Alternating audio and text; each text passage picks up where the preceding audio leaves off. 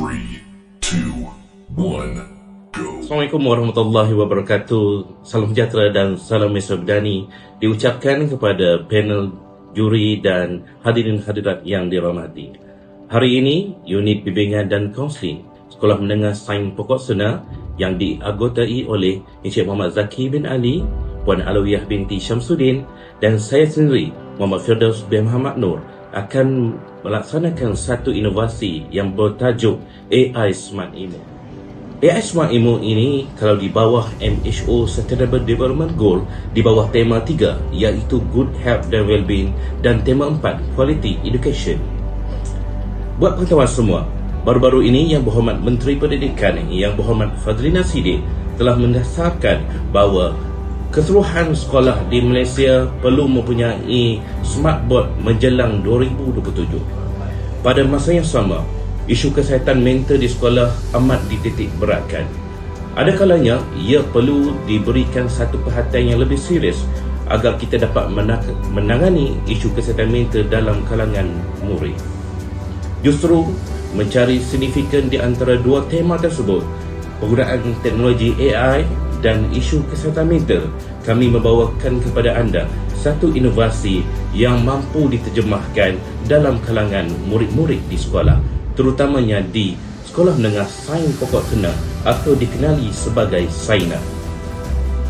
Objektif inovasi ini yang pertama, membantu murid menangani tekanan emosi melalui pendekatan terapi emosi menggunakan AI Smart Emo. Yang kedua, membantu guru bimbingan dan kaunseling mengenal pasti tahap tekanan dalam kalangan murid.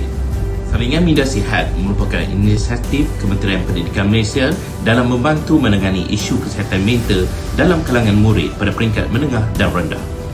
Inisiatif ini mendapat dukungan penuh daripada perkhidmatan unit bimbingan dan kaunseling. Unit bimbingan dan kaunseling akan mewajibkan para murid untuk mengikuti dua instrumen. Yang pertama adalah PHQ-9 dan yang kedua GAD-7. PHQ-9 bermaksud Pension Health Questionnaire yang mempunyai 9 item untuk menyaring para murid dari sudut kemurungan. Manakala GAD-7 iaitu General Anxiety Disorder yang mempunyai 7 item akan menyaring para murid dari sudut kebimbangan. Hasil dapatan daripada saringan minda sihat 1, PHQ-9 menunjukkan 62 orang murid daripada SAINA perlu mengikuti intervensi khusus, manakala dari sudut GAD-7 43 orang murid perlu mengikuti intervensi khusus. Dari aspek metodologi kajian, kumpulan sasaran ini melibatkan seramai 105 orang responden hasil dapatan saringan minda sihat 1 sebelum ini. Reka bentuk kajian ini melibatkan pendekatan sesi kelompok. AI Smart Emo digunakan sebagai dorongan minimal kepada para klien untuk mengekspresi diri, berkongsi masalah melalui kaedah terapi seni. Para klien akan menggunakan Smart TV sebagai medium terapi seni dari sudut melukis, emosi dan sebagainya.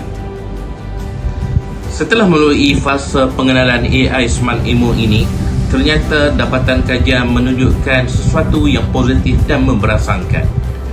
Data daripada saringan minda sihat 1 menunjukkan 105 orang responden turun kepada 24 responden pada saringan minda sihat yang kedua.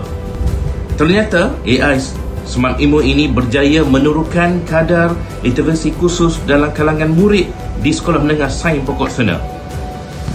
Kesimpulannya, penggunaan AI Smart Emo ini berjaya meningkatkan kesejahteraan mental dan emosi dalam kalangan murid di SAINA. Seterusnya, meningkatkan kualiti profesionalisme perkhidmatan bimbingan dan kaunseling oleh guru bimbingan dan kaunseling di Sekolah Menengah Sains Pokok Sena kepada para murid. Akhir kata daripada kami, unit bimbingan dan kaunseling, kami mengesahkan bahawa penggunaan AI Smart Emo ini mampu meneroka membantu isu yang dialami oleh murid-murid di sekolah. Sebagai seorang guru bimbingan dan kaunseling di sekolah, Kita perlu meneroka teknologi AI pada zaman ini. Kita perlu berdiri sama tinggi dengan guru-guru yang lain, duduk sama rendah dengan guru-guru yang lain, supaya kita ketinggalan dalam meneroka era kegemilangan pendidikan pada peringkat nasional. Sekian daripada kami, Meja Unit Bimbingan dan Kaunseling. Selamat maju jaya. Terima kasih. BIICC 2025.